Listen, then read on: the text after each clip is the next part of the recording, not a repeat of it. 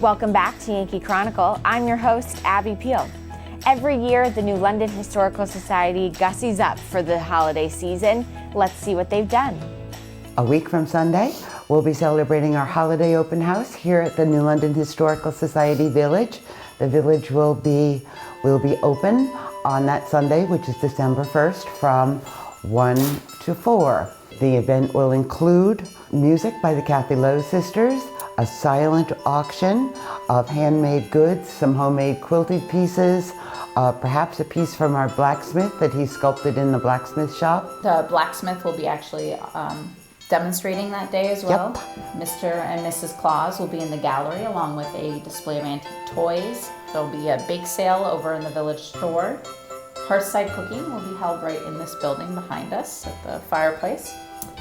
The village will be all decorated, which we realize does not quite fit the era of our village, which is around 1800, and actually New England did not start decorating and really celebrating Christmas the way we do now until about 1850. But we will still be decorating just to make it look festive. There'll be lots of children's crafts. There'll be spinning and weaving, refreshments, and carriages on display. We're hoping to bring out one of our sleds if the weather is good. You can have your family photos taken in the sled outside with Santa and Mrs. Claus, or inside in Santa's warm shop. The proceeds of the event go to support our year-long activities in New London, which include a history camp in the summertime for children 8 to 12, a dessert socials during the spring and fall, which bring us historical themes and lectures, our open days, where we have docents at the village that are ready to give you a guided tour, as well as a blacksmith. We do a fall foliage day, a harvest Sunday, which is in the end of September. We do a first Sunday, which brings back crafts from the 1800s, as well as all of our village activities. Last year, we had Civil War enactors come for our first Sunday in July. A very, very fun time. This year, we hope to again incorporate Civil War enactors in conjunction with our history camp, which is a hands-on camp for kids. The buildings that are here have all been moved from different locations around New London. The Sideville house, was the first house that we were given, and we were given it by a woman named Maud Swift. It would have represented a manager's house at the New London Scythe Company in Sideville, now known as Elkins.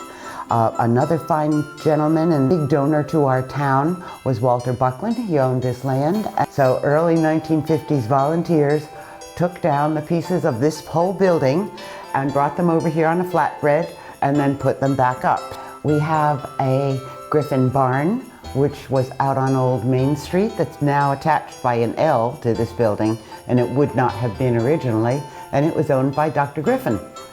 Over going along the back side of the lot, we have something that's called the Lawrenson Building now, which we use for a display gallery.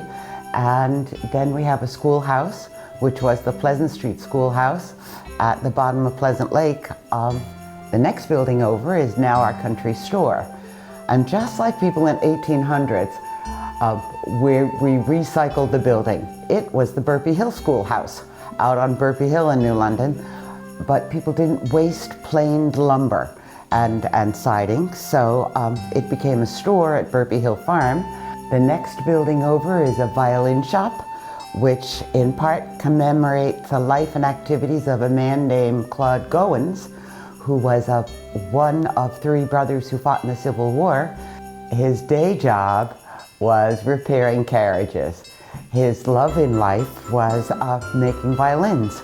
The very last building has a pumper in it, which is a hand pumper that might have been used in a factory or in a building to put out a fire. Our newest building is the Carriage Museum. It's probably one of the larger collections of carriages in New Hampshire. It includes a Concord coach, it includes a Mount Washington wagon, it includes one of Anthony Colby's chases that he drove from here to Concord.